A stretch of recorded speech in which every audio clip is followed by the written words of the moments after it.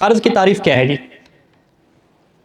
تملیک و مال لآخر بزمان فی ذمہ، کہ کسی کے ملک میں جو ہے وہ مال دے دینا، ٹھیک ہے، کسی کی ملک میں مال دے دینا، لیکن بدلے میں کیا لے لینا؟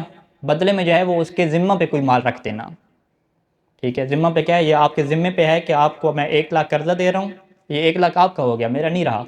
بدلے میں کیا لیا آپ سے؟ بدلے میں یہ ہے کہ آپ کے ذمہ پہ کیا ہو گیا جی؟ 1 لاکھ آ گیا۔ اسے کیا کہتے ہیں کہ کسی کو مال دینا، یعنی اس کی ملک میں دینا، اور بدلے میں اس کے بدلے میں کوئی پیسہ وغیرہ یا کوئی چیز نہ لینا، بلکہ اس کے ذمہ پہ کیا ہے جی؟ اسی مال کا جو مثل ہے وہ اس کی ذمہ پہ رکھ دینا۔ تو اسے کیا کہتے ہیں کہ جو قرضہ دینے والا ہے وہ اپنے 1 لاکھ کا مالک نہیں رہتا، اس کے 1 لاکھ کس کے ہو گئے؟ دوسرے بندے کے ہو گئے، جو قرضہ لینے والا ہے، ٹھیک ہے، وہ 1 لاکھ اس کے ہو گئے۔ یہ پھر کس کا مالک بنا؟ یہ جو اس کے ذمہ پہ آیا ہے نا 1 لاکھ، اس کی گردن پہ آیا ہے 1 لاکھ، یہ اس کا کیا مالک ہے، ٹھیک ہے، وہ ان نوٹوں کا مالک نہیں ہے۔ لہٰذا فقہ میں کیا ہوگا کہ یہ وہ نوٹ اٹھا کے اس میں تصرف نہیں کر سکتا، یہ کہ یہ نوٹ تو میرے ہیں، ہم کہیں گے بھئی یہ آپ کے نوٹ نہیں رہے۔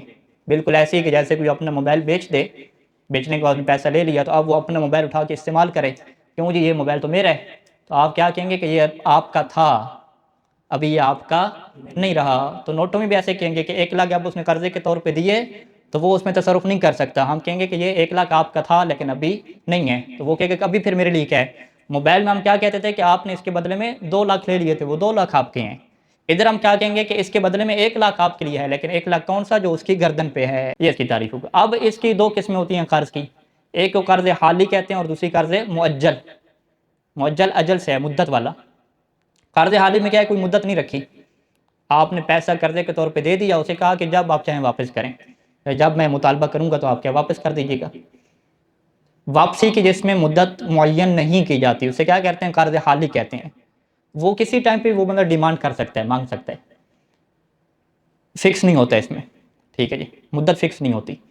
اور دوسرا کیا ہے؟ مؤجل۔ مؤجل میں کیا ہوتا ہے؟ مدت فکس ہوتی ہے، 1 مہینے کی، 2 مہینے کی، 6 مہینے کی، یعنی وہ کہتا ہے کہ میں آپ کو کب واپس کروں گا، وہ اس میں مدت معین کرتے ہیں کہ 6 مہینے کے بعد واپس کروں گا۔ اسے کیا کہتے ہیں کہ اس نے قرض کی اور لون کی مدت کیا کر دی؟ فکس کر دی۔ تو یہ دونوں کہیں جائز ہیں، قرض حالی بھی ہو سکتا ہے اور قرض مؤجل بھی ہو سکتا ہے۔ جیسے مہر ہے، مہر معجل عین والا کہ جو ابھی ادا کریں گے، یا مہر حالی، اور مہر مؤجل کیا مطلب؟ کہ جو مہینے بعد، 2 مہینے بعد جو مدت اس میں رکھی جائے گی اس کے مطابق ہوگا۔ اب یہاں پہ ایک بحث آتی ہے کہ قرض میں سود کیسے لازم آئے گا۔ ادھر ہم نے پڑھا تھا نا کہ خرید و فروخت میں سود کیسے لازم آتا ہے، 2 شرطیں لگائی تھی وہاں پہ، ٹھیک ہے۔ تو یہاں پہ قرض میں سود کب لازم آئے گا؟ تو اس کی ایک ہی شرط ہے کہ جب بھی آپ کسی کو قرضہ دیں گے اور شرط رکھیں گے کہ آپ نے مجھے زیادہ واپس کرنا ہے، تو اسے کیا کہتے ہیں کہ قرض میں سود لازم آتا ہے شرط رکھنے کے ذریعے سے۔ شرط کیا مطلب؟ شرط الزیادہ باشتراط الزیادہ، یلزم الربا فی القرض باشتراط الزیادہ۔ اگر زیادہ کی شرط نہیں رکھیں گے تو پھر سود لازم نہیں آئے گا، ٹھیک ہے جی۔ اب وہ جو زیادتی کی شرط ہے وہ زیادہ کیا چیز ہونی چاہیے؟ وہ خود پیسہ بھی ہو سکتا ہے، 1 لاکھ دے رہا ہے اور بدلے میں شرط کتنی رکھ رہا ہے کہ 1,10,000 دو گے، 10 اس نے زیادتی کی شرط رکھتی۔ پیسے کے علاوہ کوئی کام بھی ہو سکتا ہے کہ میں آپ کو 1 لاکھ دے رہا ہوں، بدلے میں آپ نے 1 لاکھ ہی واپس کرنا ہے، لیکن پلس کیا کرنا ہے؟ آپ نے میرے گھر کا رنگ بھی کر کے دینا ہے، مجھے میرے مرحوم کی نمازیں بھی پڑھ کے دینی ہیں، میرے ایصال ثواب کے لیے درود بھی پڑھنے ہیں، ٹھیک ہے، یعنی ایسی چیز کی جس کی قیمت ہوتی ہے، ٹھیک ہے جی۔ یا جو ہے وہ مجھے فلاں چیز آپ نے سستے میں کیا بیچنی ہے، یا جو ہے وہ آپ کو میں قرضہ دے رہا ہوں بدلے میں واپس آپ نے 10 لاکھ ہی کرنا ہے، لیکن شرط کیا ہے کہ آپ مدرسے میں جا کے کیا کریں گے جی؟ فری میں مجلس پڑھ کے آئیں گے، ٹھیک ہے جی۔ ہمارا عشرہ آپ کیا ہے؟ فری میں پڑھ کے دیں گے، مجلس ہماری فری میں پڑھ کے دیں گے۔ یعنی کوئی بھی وہ اپنا کام اگر نکلوا رہا ہے نا، چاہے وہ کام کا فائدہ اس کی ذات کو ہو رہا ہے یا کسی اور کو ہو رہا ہے، تو وہ کہہ رہا ہے بھائی یہ اچھی بات ہے نا، میں مجلس کروا رہا ہوں، ہم کہیں مجلس تو کروا رہے ہیں لیکن سود والی مجلس ہے، ٹھیک ہے۔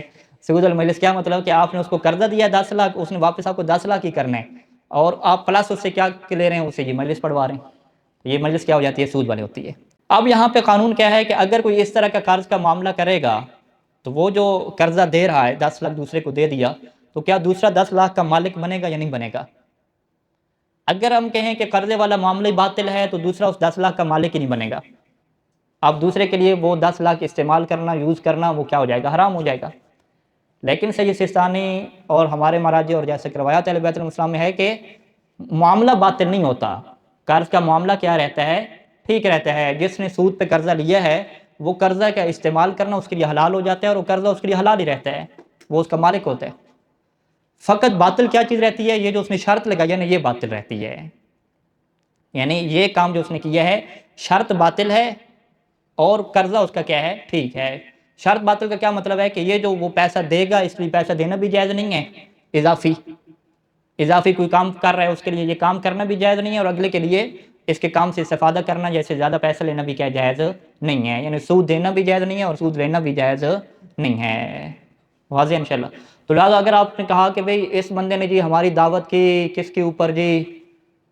قرضہ لے کر. کون سا قرضہ جی؟ سودی قرضہ لے کر. تو یہ تو حرام ہے. ہم کہیں گے یہ حرام نہیں ہے، کیونکہ وہ قرضے کے پیسے کے تو مالک بن گیا نا. ٹھیک ہے. اچھا، حرام کب ہوگا؟ اگر اس نے جب اس کو قرضہ واپس کیا، اس کو جب قرضہ واپس کیا تو جس کو واپس کیا وہ آپ کی اسی 10 لاکھ سے دعوت کر رہا ہے، پھر بھی جائز ہے. لیکن اگر آپ کہیں کہ نہیں اس نے جو اوپر سود لیا نا وہ ہمیں وہ کھلا رہا ہے، پھر یہاں پہ کیا ہوگی؟ مشکل ہوگی. ٹھیک ہے جی. تو اصل جو قرضے کے پیسے ہیں وہ حلال رہتے ہیں، فقط جو پرابلم رہتی ہے وہ اوپر والے کیا ہے؟ فیکٹر میں رہتی ہے، جسے کیا کہتے ہیں؟ سودی معاملہ کہتے ہیں. کہ سود کی کیا رہتی ہے؟ پرابلم رہتی ہے. یہ کس کا قانون ہے؟ قانون ہے ربا فی القرض کا قانون ہے. جبکہ ربا فی المعاملہ میں کیا ہوتا ہے؟ وہ معاملہ ہی آپ کا باطل ہو جاتا ہے، آپ اس پیسے کے مالک ہی نہیں بنتے. اگر کسی نے بیع و شراء کی ہے، یعنی اس نے 1 لاکھ اسے بیچا ہے، بدلے میں کتنا لے گا؟ 1,20,000 لے گا، جن سے ایک جیسی رکھی ہوئی ہے. تو خود یہ بیچنا یعنی بیع کیا ہو جائے گی؟ باطل ہو جائے گی. ٹھیک ہے. وہاں پہ ہم یہ نہیں کہتے کہ فقط شرط باطل ہوگی، نہیں، خود بیع کیا ہو جائے گی؟ وہاں پہ باطل ہو جائے گی، مالک نہیں بنے گا. لیکن اگر یہی معاملہ اس نے قرض کی شکل میں کیا ہے، ٹھیک ہے، تو یہاں پہ کیا ہو جائے گا؟ اس کا معاملہ ٹھیک رہے گا. یعنی قرض کے ذریعے سے وہ جو پیسہ اس نے دیا اگر اس کا مالک بن جائے گا.